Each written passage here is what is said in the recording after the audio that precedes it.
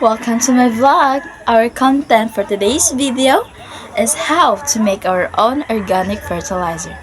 You want to know what are my ingredients and how did I make it? Come on, let's see!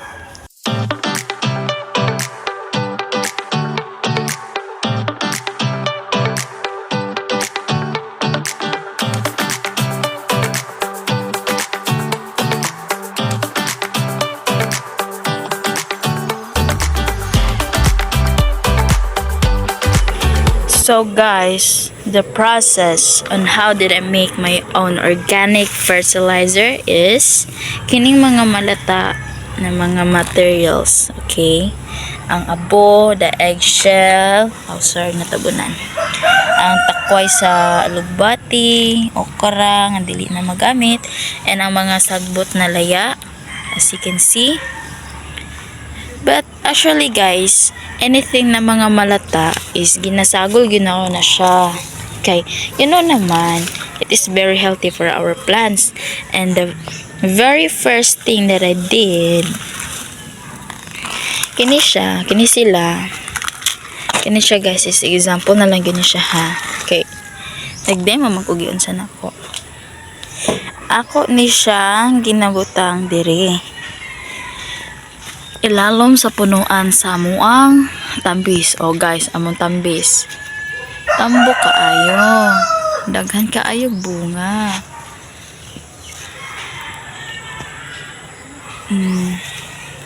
Ginabutang na ko na siya diri.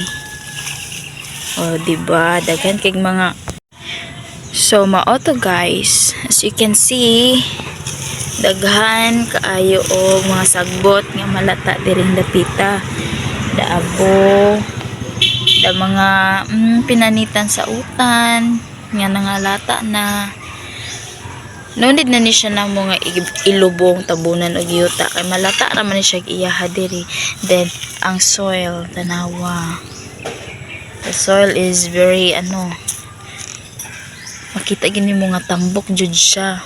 Mo ni siya guys ang ginagamit namo og gapanguha ra mi dinhi dapita og ginabutang namo sa moang mga tanom. Tan-awa ang amuang tambis guys, daghan kayo siya og bunga. And very tambok among mga tanom. Tara ra mi magkuha guys og among ipamutang diri. Daghan kay migtanom na talong, ampalaya, kapayas. Awa ang bunga sa mong talong guys, very healthy, very organic, wala ni halong chemical spray or whatever, wala jud. Iya gini siyang bunga kaugalingon. Napadutog guys, daghan kay bunga mo talong. Di pa.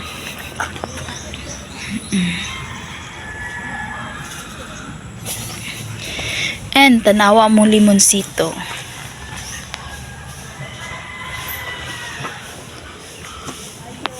Tanawa among petchay.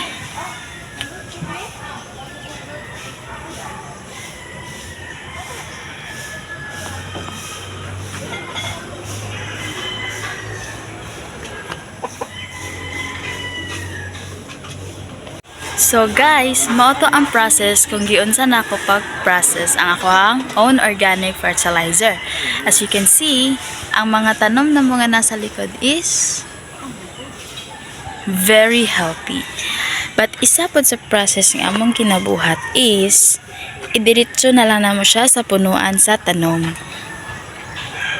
Same sa mga gibuhat sa tambis. As you can see, amo ang talong is very tambo.